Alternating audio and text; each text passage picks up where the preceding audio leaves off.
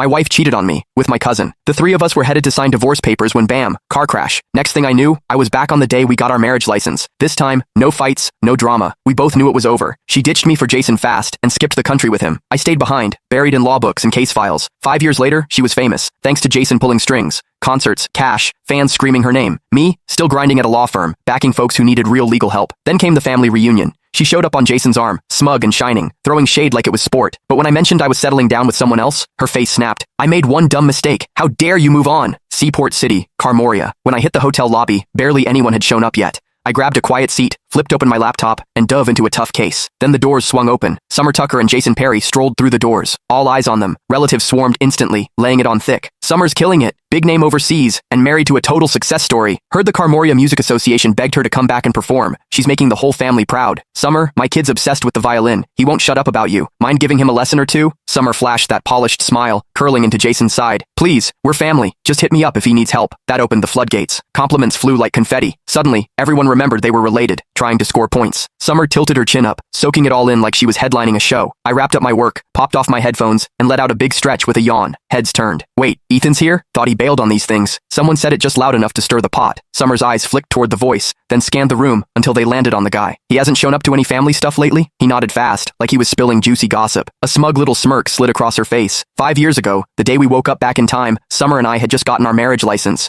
We were on our way to see our parents. Out of nowhere, she ditched me in front of everyone, ran straight into Jason's arms, and told him she loved him. Then she looked me dead in the eye and asked for a divorce. Said Jason was the one she really wanted. The whole family saw it go down. Most of them were here again today. Ethan's at Berevia Law, right? Dude's always buried in work. Never shows up to these things. Bet he's here for Summer. Maybe he still wants her back. That mess back then? Total humiliation. Summer's a star now, and Jason's her agent. Total power couple. Ethan trying to crawl back? Pathetic. The whispers kept going. Summer leaned into Jason, all smug. That's ancient history, she said, voice sweet. Jason's the one I really love. Silence. They looked so picture perfect. No one wanted to dig up the past. I barely glanced their way before flagging down a waiter. One coffee, no drama. I just wanted my parents to show up, say whatever they had to, and let me bounce. Jason didn't love that I was chilling. He strolled over, fake grin locked in place, voice dripping with sarcasm. Ethan, wow, didn't recognize you. You look beat. That job of yours eating you alive? Heads turned. Cue the peanut gallery. They jumped in like I was still 12. Ethan, you really should have picked a better job. Lawyers work nonstop and don't even make that much. Pushing 30 and still single? Embarrassing. No wonder you skip these get-togethers. Total disappointment. I locked eyes with Jason, then finally took a real look at him and Summer. Her hair was styled to perfection, wrapped in a plush cashmere coat, decked out in designer everything. She was practically sparkling with money. Jason had on a tailored suit, wedding ring shining. The way he carried himself, he looked like he stepped off the cover of a billionaire romance. No surprise people thought they were perfect. They nailed the look. I rubbed my temples and took a step back. Jason, you done? If so, back off. Your cheap cologne's killing my head.